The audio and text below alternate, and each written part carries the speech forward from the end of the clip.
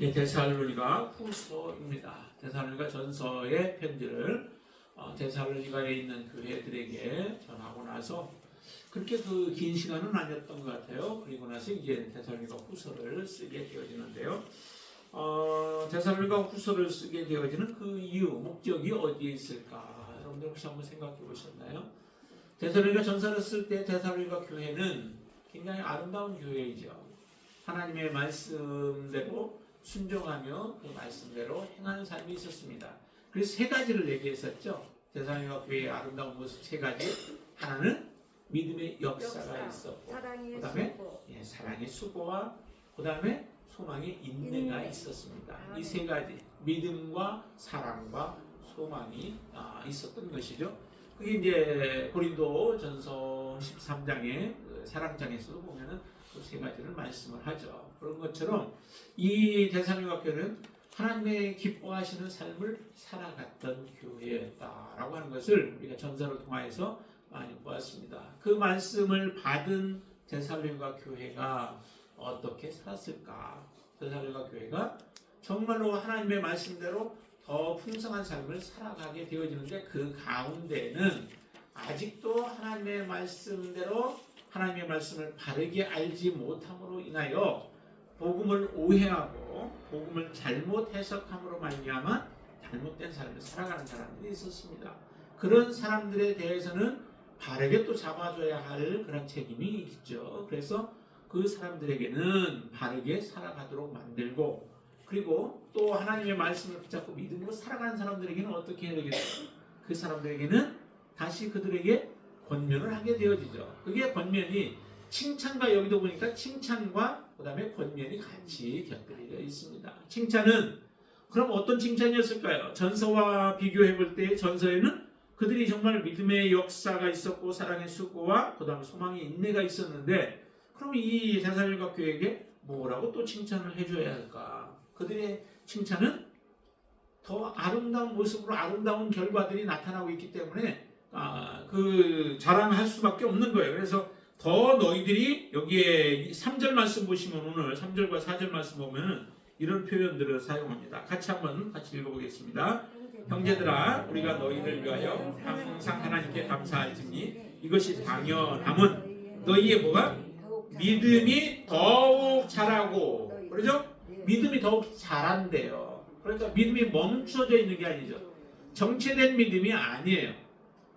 사도 바울의 권면, 또 그 유대인들이 권면한 그 권면을 받아들여서 그들이 요구하는 대로 다 그대로 순종하며 살아가는 삶을 살면 바로 이게 믿음에 있어서 더욱 자라간 것이죠. 성숙해 가는 거예요.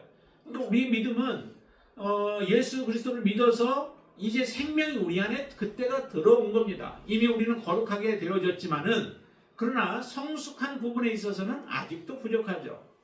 여러분들 아이들이 딱 태어나면 뭐예요? 그 아이에게 생명이 있어요, 없어요? 생명이 있죠. 그렇지만 생명이 있지만 그 아이가 성숙하지는 않죠. 성숙하지 않았다고 이게 짐승이라고 우리가 하지 않습니다. 아무것도 할 줄 모르고 가릴 줄도 모르고 스스로 할 수 있는 게 없어도 그 아이는 생명이 있는 거죠. 그러나 점점 젖을 먹고 그 다음에 양식들을, 이유식들을 먹고 하면서 아이가 자라가면서 이제 성숙해 가는 거예요.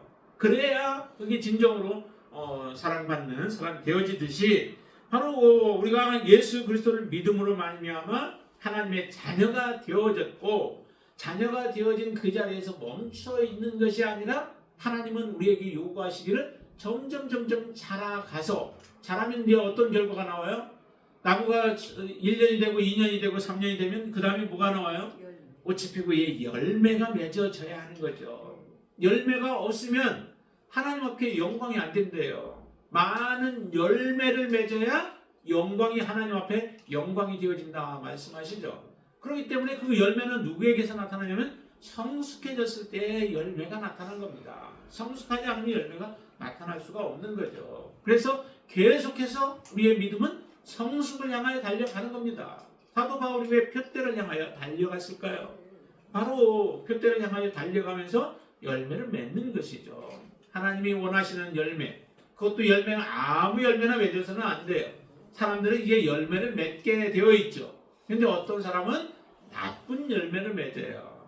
어떤 사람은 정말 아름다운 열매를 맺어서 우리를 심으신 하나님을 기쁘게 하는 열매를 맺어 갑니다. 그래서 좋은 열매를 맺지 아니하면 그 나무는 찍혀서 던져 버려진대요. 하나님은 그렇게 분명하게 말씀합니다. 여러분들의 삶 속에서도 이 믿음이 점점 다 자람으로 인하여 여러분들의 믿음이 아름답게 하나님 앞에 하나님이 원하시는 믿음의 단계까지 오를 수 있게 되어지길 바랍니다.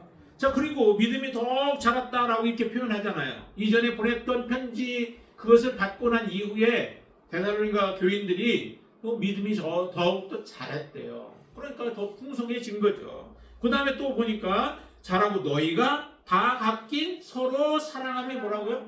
사랑함이 풍성해졌다는 거죠. 이전에도 사랑했어요. 이전에 사랑하지 않은 게 없습니다. 그러나 성숙한 만큼 더 사랑하게 되어지는 거죠. 이게 바로 그리스도인들에게 하나님이 요구하시는 그런 믿음의 삶의 모습입니다. 그래서 사랑이 풍성해지니까 하나님 얼마나 기뻐하시겠어요. 그리고 4절에 보세요. 4절에 보면은 그러므로 너희가 견디고 있는 모든 박해와 환난 중에서 너희 인내와 믿음으로 말미암아 하나님의 여러 교회 우리가 친히 자랑한다라고 얘기해요. 무엇을 자랑해요?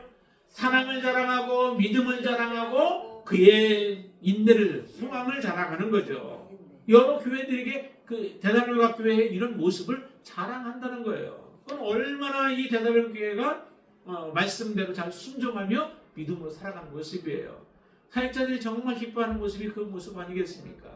바로 믿음에 있어서 자라가고 점점 사랑하는데 그 사랑이 풍성해지면 그 기쁨이 있는 거죠. 그리고 또 소망 가운데서 항상 어려움 속에서도 인내하는 그 모습을 바라볼 때 목회자들에게 가장 큰 기쁨이에요. 그래서 요한 사도가 그렇게 그 요한 3서에서 쓰고 있잖아요.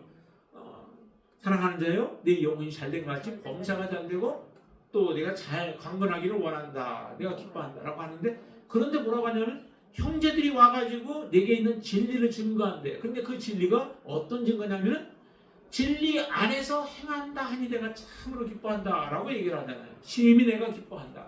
근데 내 사랑하는 자녀들이 바로 진리 안에서 행한다는 것보다 더 기쁨이 내게 없다라고 하는 분명한 고백을 하고 있어요.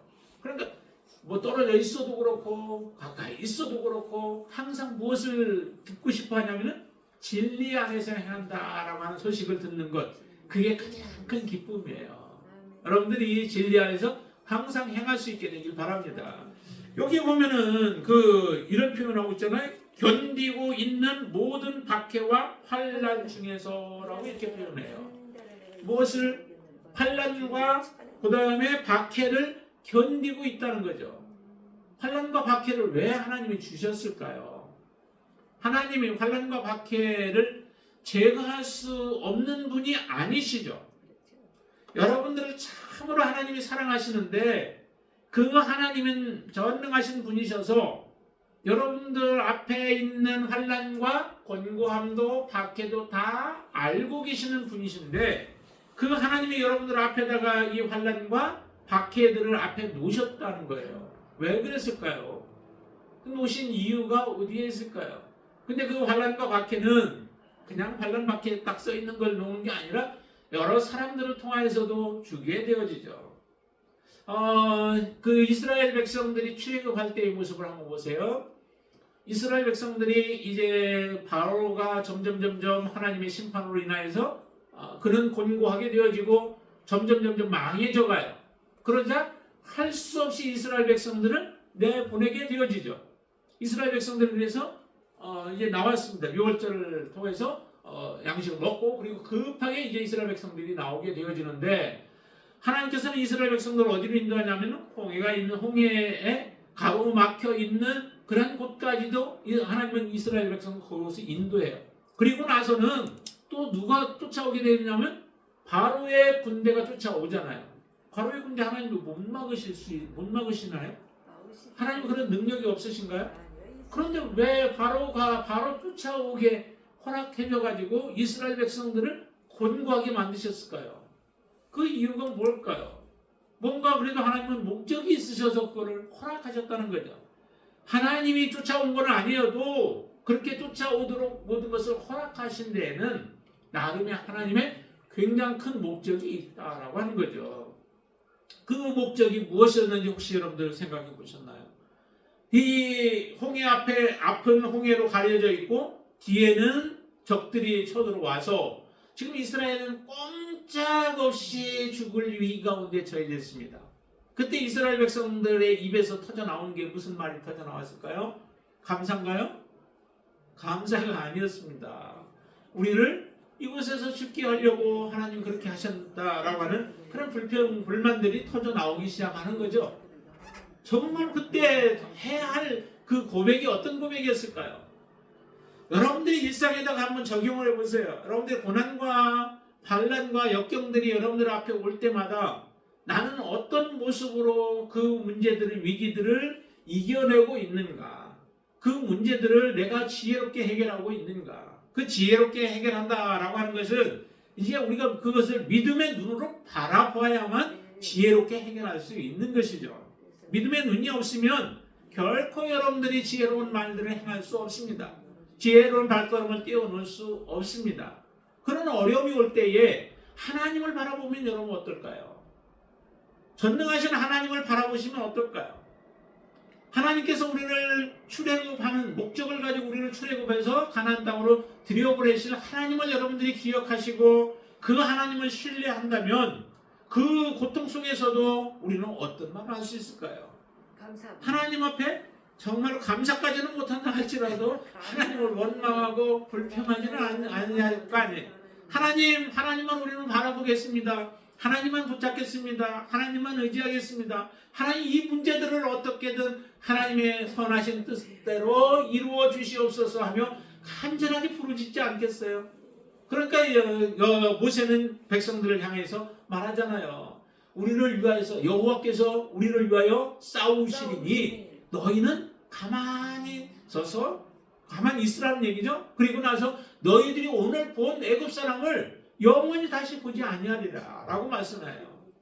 이게 바로 하나님께서 하시는 일들이잖아요. 모세는 하나님을 만났고 하나님의 음성을 들으셨고 그리고 하나님께서 지시하는 것을 들은 사람은 이렇게 말할 수 있고 그렇게 사람들에게 이야기할 수 있는 겁니다. 근데 그 하나님을 만나지 못하고 우리는 믿음으로 이제 봐야 되죠. 꼭 하나님의 음성을 못 들어도 우리가 믿음으로 다 하나님을 여러분들은 믿을 수 있습니다. 하나님을 볼 수 있는 거죠, 믿음으로. 그러면 그 하나님, 그때나 지금이나 하나님은 동일하신 하나님이시죠. 하나님의 자녀들을 사랑하시는 하나님이십니다. 여러분들을 사랑하시는 하나님이세요. 그 하나님이 여러분들을 그냥 멸망케 만들고 아니면 여러분들에게 가장 나쁜 것을 주고 싶고 여러분들을 끄집어내서 그냥 죽는 자리로 일부러 그렇게 하려고 하시는 분이 아니신 것을 여러분들이 믿으신다면 그 죽음을 통해서도 하나님이 하시고자 하는 목적이 있다라고 하는 것을 여러분들이 믿으신다면 죽음의 길을 걸어가게 하셔도 여러분들은 하나님을 높일 수 있으셔야만 그게 진정한 하나님의 자녀라고 하는 것입니다. 그렇기 때문에 하나님은 보내신 거예요. 뒤에 애굽의 군대를 칼로 아니면 병거로 무장한 그 군인들을 쫓아가서 그 이스라엘 백성들을 다다르게 만드시는 거죠. 그런데 실제적으로 그렇게 했더니 이스라엘 백성들을 어떻게 하셨어요? 이스라엘이 무엇을 하나님의 행하시는 구원을 실제적으로 보잖아요. 홍해에다가 다 애국 군대를 수장시켜버리는 놀라운 하나님의 역사를 보는 겁니다. 이스라엘이 그곳에서 죽는 것이 아니라 오히려 그 강한 애굽의 군대들이 장수들이 그 용맹스러운 자들이 다 그곳에서 몰살되어지는 그런 놀라운 하나님의 역사를 보게 되어지는 거죠. 하나님이 행하시는 그 구원을 우리가 바라보니 이와 같은 놀라운 역사가 일어납니다. 그게 이스라엘에게만 일어나는 것이 아니라는 거죠. 근데 오늘 보세요. 이 데살로니가 교회의 교인들을 보세요. 그 교인들은 이와 같이 모든 박해라고 얘기를 해요. 어떤 것들이 다 올지 몰라요. 여러 가지 어려움들이 환난 속에서 지금 이 데살로니가 교인들은 믿음 생활을 하는 겁니다. 환난이 와도 믿음을 포기하지 않아요. 3주 정도밖에 사실은 복음을 사도 바울을 통해서 듣지 못했던 그 훈련 받지 못했는데 3주면 그 얼마나 짧아요. 그냥 한 번 복음 듣고서 얘기하는 거 조금 듣고 말았을 정도인데도 불구하고 거기 아름다운 싹이 나고 꽃이 피고 열매가 맺어서 하나님이 기뻐하시는 믿음, 그 다음에 소망, 사랑의 열매들이 맺혀지고 있는 겁니다. 얼마나 기쁘겠어요. 얼마나 감사해요. 그러니까 이것을 감사할 수밖에 없는 겁니다. 데살로니가 교인들에게 이처럼 환난이 와도 그들은 정말로 하나님만을 더 바라보며 소망 가지고 그것을 다 지금 견딘다라고 얘기하잖아요. 견디고 있는 모든 박해와 환난 중에서 그들의 인내와 믿음이 있었다라고 얘기합니다. 여러분들은 정말로 환난과 이런 곤고함 가운데서 하나님을 신뢰하실 수 있나요? 정말 하나님의 선하심을 믿을 수 있나요? 내가 정말 죽는 자리까지 그 모습을 누가 보여주시냐면 예수님이 그대로 보여주시잖아요. 그 다음에 예수님의 그 모습을 본 또 스데반 집사가 그 길을 그대로 걸어가잖아요. 주님을 바라보니까 돌로 맞아도 그의 얼굴은 천사와 같이 빛나는 놀라운 그 믿음의 모습을 우리에게 보여주시잖아요. 그게 바로 진정한 믿음입니다. 여러분들 안에 하나님이 계시고 성령께서 여러분들 안에 계시면 우리도 동일하게 그렇게 할 수 있다라고 누가 말씀하셨어요? 주님이 말씀하셨어요. 너희가 환난을 당하나 담대하라는 거죠.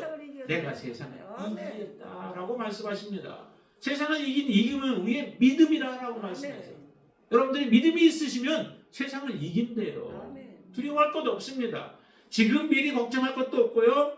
정말로 나는 오직 하나님만 사랑하겠습니다라고 하는 그 고백으로 믿음으로 여러분들이 살아가시면 어떤 환난이 와도 이겨낼 수 있는 거예요. 여기 또 다른 유혹들이 와도 그 유혹조차도 이겨낼 수 있는 겁니다. 이런 모습이 있으니 참으로 기도할 수밖에 없는 거죠. 감사할 수밖에 없는 거죠. 그리고 사도 바울이 자랑하는 겁니다. 드러내놓고 다른 교회들에게 자랑하여 그 교회들도 이와 같은 모습으로 살아가기를 그렇게 권면하고 있는 거죠. 그러면서 여기에 보면은 하나님의 공의에 대한 부분을 말씀하세요.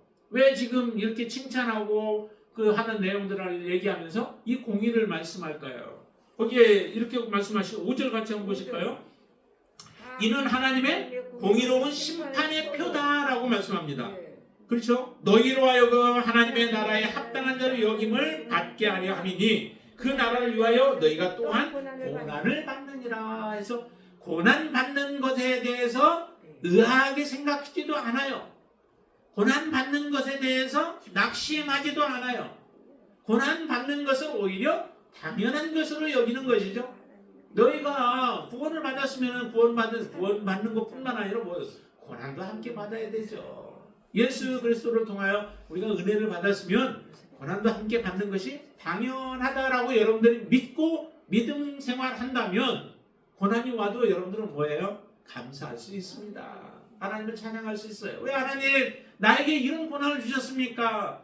하면서 하나님을 원망하는 게 아니라 그 고난 속에서 여러분들이 믿음의 쌍이 더욱더 견고해져서 결국에는 하나님 앞에 영광을 돌리는 삶을 살아가게 되어 있다는 거예요. 그러면 이 공의를 통하여서 하나님의 공의는 뭐예요? 하나님의 공의는 우리가 죄를 지었을 때 죄에 대해서는 반드시 심판하시는 것이 곧 하나님의 공의 아니겠습니까? 그렇죠? 예, 우리가 죄를 범하면 죄에 대해서는 하나님은 심판하세요. 그리고 여러분들이 선을 행하시면 뭐예요? 하나님은 그 선에 대해서 보상하시는 분이시죠. 그러면 그 선이라고 하는 것이 여기서는 어떻게 표현하고 있냐면 고난 속에서도 하나님을 사랑하며 믿음으로 서 있는 것이 진정한 선이에요. 그러니까 이렇게 표현하고 있는 거죠. 이 고난 속에서 다른 사람들이 우리를 고통스럽게 하고 박해를 하는데 그 박해를 그대로 감수하며 인내하는 사람들에게는 하나님 무엇으로 축복해 주시냐면 영원한 영생을 그들에게 허락해 주시는 것입니다. 그래서 이 데살로니가 교회를 박해하는 사람들에게는 무엇으로 그들에게 공의의 하나님이 주시냐면은 환난으로 그들에게 주시는 거예요. 그런데 그 환난이 그냥 어려운 고통 주는 거 정도가 아니라 그것은 영원한 멸망의 환란을 이야기하는 것입니다. 영원한 멸망이 그들에게 주어지고 반대로 박해를 받음에도 불구하고 그 박해 속에서도 하나님에 대한 인내를 가지고 하나님에 대한 소망으로 이겨내고 견뎌내고 눈물을 흘려가면서도 하나님을 붙잡고 가는 사람에게는 무엇으로 주셔요? 여기 보니까 안식으로 주신다는 거예요. 그 안식이 진정으로 어떤 안식을 얘기할까요? 천국의 안식을 우리에게 말씀하시는 거예요. 그러니 우리는 어떻게 해요? 항상 선을 행하는 거죠. 그래서 11절 말씀 보세요. 11절 말씀 이렇게 말씀하죠. 같이 한번 읽을까요?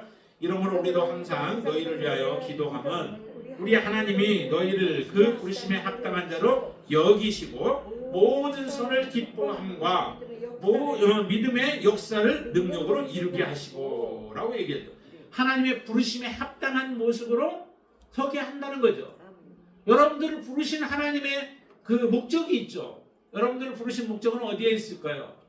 그 여러분을 부르신 목적은 하나님의 나라에 함께 가서 하나님과 함께 어머니 우리가 살아가기를 원하시는 그 마음이 하나님의 마음 아니겠습니까? 그래서 부르셨죠. 왜 부르셨겠어요? 가다가 중간에 여러분들 팽개치고 여러분들을 버리기 위해서 그러시지 않으셨습니다. 반드시 여러분들은 끝까지 하나님을 붙잡고 믿음으로 살아가는 가운데서 하나님이 주시는 이 축복을 함께 누리기를 원하여서 하나님은 부르신 거예요. 그리고 여러분들 그 부르심이 어떻게 했어요? 응답한 거죠. 응한 거죠. 부르셨는데 응답 안 하면은 하나님의 그 약속은 무효가 되어지는 거예요. 하나님이 여러분들을 부르실 때 응답했고 나오신 여러분들은 다 하나님이 함께 누리시기를 원하는 거예요. 그래서 모든 선을 기뻐한다라고 말씀하시죠. 그 모든 선이 바로 믿음과 또 사랑과 소망을 가지고 살아가시는 여러분들의 삶의 모습을 그렇게 말씀하는 거예요. 그래서 우리 교회라고 하는 것은 무엇을 얘기하는가? 그냥 이렇게 모여서 함께 예배 드리는 것이 교회로 우리는 보통 생각하지만 조금 더 깊이 들어가서 본다면은 그럼 그 공동체는 어떤 공동체여야 하는가라고 하는 것을 오늘 저 본문에서도 앞에서도 한번 얘기를 했었죠. 자, 그런데 오늘 본문에서도 보면 이렇게 말씀해요. 1절 한번 보세요. 1절 교회가 뭔가를 여러분들 머릿속에 아주 그냥 그대로 딱 박아 놓으시길 바랍니다. 자, 바울과 실로아노와 디모데는 하나님 우리 아버지와 주 예수 그리스도 안에 있는 데살로니가 일에 교회에 편지한다라고 얘기해요. 그러면 정말 교회가 무엇일까요? 어떤 게 교회일까요? 겉으로 보이는 대응세종이라고 하는 이 교회가 교회인가요? 그런 것이 아니라 그 교회, 진정으로 교회는, 하나님 기뻐하는 교회는 거기에 보면은 아버지와 주 예수 그리스도 안에 있어야만 진정한 공동체라는 거죠. 교회라는 거죠.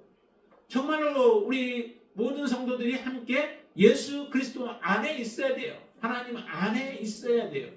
그래야만 공동체죠. 우리 몸은 이 건물 안에 있는데 우리의 마음이 세상으로 가 있어요. 그러면 이거는 그리스도 안에 있는 것이 아니죠. 복음 안에 있는 것, 그리스도 안에 있는 것, 진리 안에 있는 것 같은 말들이에요. 정말로 내가 진리 안에 있는가? 내가 예수 그리스도 안에 있는가? 그럼 예수 그리스도 안에 있다는 것은 뭐예요? 예수님의 마음과 우리의 마음이 같아지는 것이죠. 어떻게 같아질 수 있는가? 내가 예수 그리스도 안에 있고 주님이 내 안에 있으면 뭐 같아지는 거죠. 하나님이 예수님도 내가 아버지 안에, 아버지가 내 안에 있다라고 얘기를 하잖아요. 그러자 하나님의 뜻대로 모든 것을 순종하며 살아가시는 삶을 우리에게 먼저 본을 보여주셨어요. 내가 예수 그리스도 안에 있고 그리스도가 내 안에 있으면 우리도 동일한 거죠. 그렇기 때문에 우리가 하나님 나라에 거할 수 있는 거예요. 내가 그리스도 안에 있지 않냐면 하나님 나라에 거할 수 없게 되어지죠. 그래서 1절에서 보면은 그 그리스도 안에 있는 사람들이 그 모임이 진정한 교회가 되어지는 것, 그 공동체가 하나님 기뻐하시는 공동체가 되어지는 거죠. 그리고 3절과 4절에서 보면은 정말 아까 그 믿음과 그 다음에 또 사랑과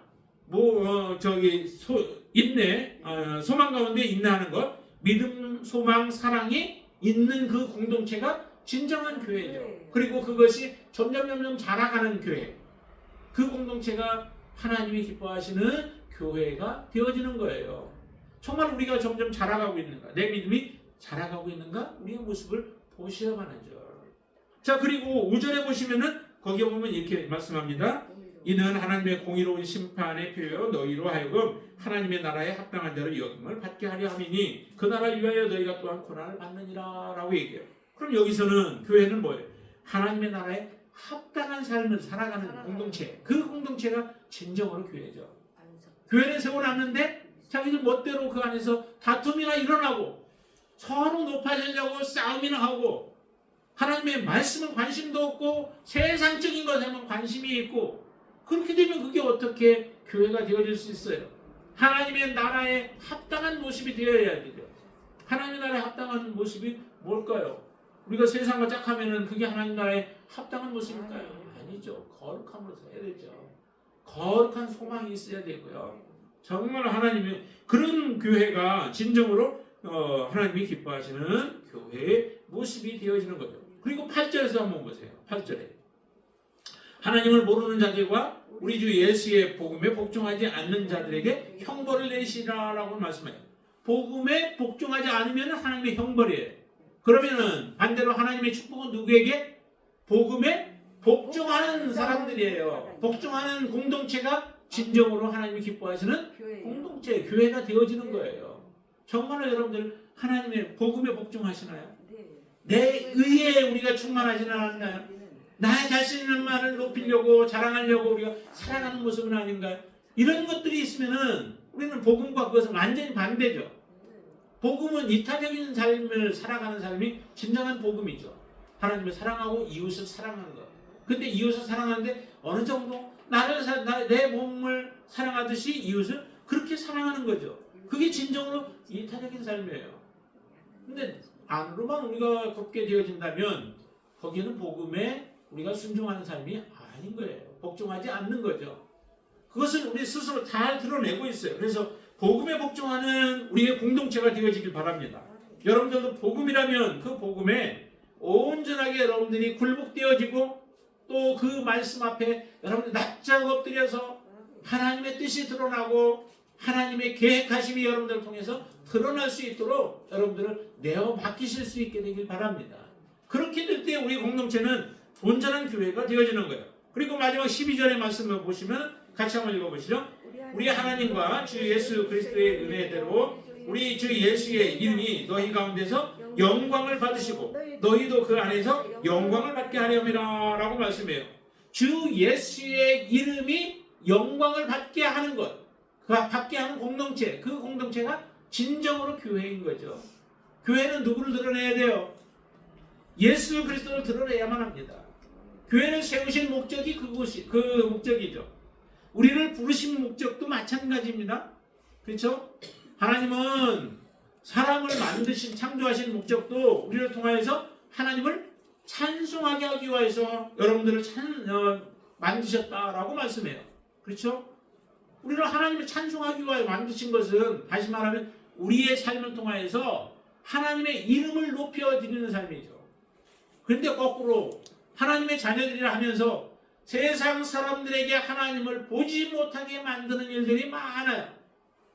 오히려 그 사람 때문에 하나님을 더 싫어하게 만들어버리는 사람들도 있다는 거죠. 이게 어떻게 하나님의 교회가 되어질 수 있겠어요? 교회라고 했는데 매번 그냥 다툼이나 일어나고 또 정말 그 안에서 선한 모습이 드러나지 못한다면은 하나님의 이름을 드러내기보다 하나님의 영광을 가리는 일들을 행하게 되어진다는 거죠. 그것은 교회가 아닙니다. 겉모습만 교회의 모습을 가지고 있지 실질적으로 교회가 아니라는 거예요. 그러면 정말로 우리를 통하여서 하나님의 영광을 드러내게 되어지면 그 다음에 뭐라고 그랬어요? 너희 가운데서 영광을 받으시고 그 다음에 너희도 그 안에서 영광을 받게 하려 함이라 라고 말씀하시죠. 그게 바로 예수 그리스도 안에 있는 삶이에요. 저와 여러분들이 예수 그리스도 안에 있으면 당연히 이와 같은 결과가 나오게 되어 있습니다. 내가 예수 밖에 있으면서 하나님의 자녀인 것처럼 살아가게 되어질 때 그 안에서 많은 문제들이 발생하게 되어지죠. 바리새인들과 서기관들이 예수님께 책망받았던 일 중에 하나가 뭐냐면은 너희는 많은 사람들을 쫓아다니면서 찾아가서 제자를 삼는데 그 제자를 삼은 것이 결국에는 오히려 너희도 천국에 들어가지 못하고 더 저들은 악한 마귀의 자녀로 만들어버리는 일들을 저질렀다라고 말씀합니다. 예수 그리스도 안에 있지 않기 때문에 그런 결과가 나오는 거죠. 여러분들이 정말로 하나님을 사랑하고 또 하나님의 말씀대로 여러분들이 순종하는 삶을 살아간다면 여러분들을 통해서 하나님이 드러날 것이고 예수 이름이 드러나게 될 것이며 여러분들은 그것이 곧 예수 그리스도 안에 있음으로 인하여 하나님이 영광 받으시는 모든 영광이 또 여러분들의 영광이 되어지는 겁니다. 하나님의 영광이 곧 하나님의 자녀의 영광인 거죠. 그런 사람들은 마지막 날을 소망하며 바라보게 되어 있습니다. 지금 데살로니가 교회의 모습이 이와 같은 아름다운 모습들이 지금 있는 거예요. 그래서 계속 칭찬하고 있는 거죠. 그렇지만은 반대로 지금 데살로니가 교회의 그 처한 상황을 바라보면 세상 사람들은 데살로니가 교회가 축복받은 교회라고 생각하지 않을 거예요. 왜냐하면 환란이 끊이지 아니하고 있기 때문에 그래요. 환란이 그들에게 지금 임하고 있으나 반드시 이 데살로니가 교회는 하나님의 영광이 함께 참여하는 자가 되어질 것이라는 거예요. 그래서 공의로우신 하나님이 나타나면 두 가지가 딱 분류가 되어지죠. 하나는 악인들에게는 공포의 날이 되어지고 두려움의 날이 되지만은 그러나 공의로운 하나님이 나타나면 선을 행한 사람들에게는 그 날이 참말로 기대되는 날이요 영광의 날이 되어지고 하나님의 기쁨이 되어지는 날입니다. 여러분들이 기대하는 그 날, 마지막 날, 하나님 앞에 서게 되어질 그 날이 바로 영광의 날이 되어질 수 있게 되어지기 바랍니다. 그리고 그 날은 지금 우리가 하루하루 우리에게 주어진 날들을 믿음으로 잘 살아가게 되어질 때에 그 날은 결정되어지는 거예요.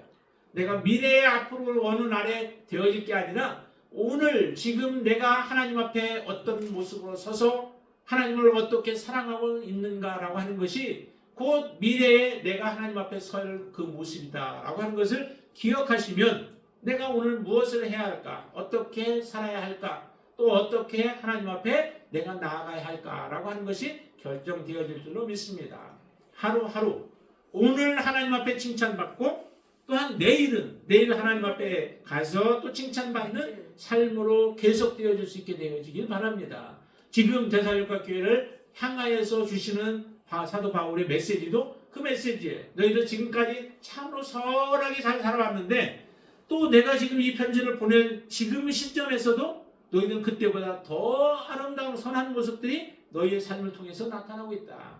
그 삶을 지속적으로 그렇게 살라라고 하는 거죠. 더 풍성해지고 더 열매가 많음으로 인하여 하나님 앞에 더 큰 영광을 돌리는 삶을 살라라고 지금 권면합니다. 이 권면이 저와 여러분들에게 동일하게 또 선한 모습으로 역사하여서 우리가 믿음으로 하나님 앞에 더 박차를 가하여 영적으로 달려가는 그런 귀한 시간들이 되어질 수 있기를 주님의 이름으로 축원을 드립니다.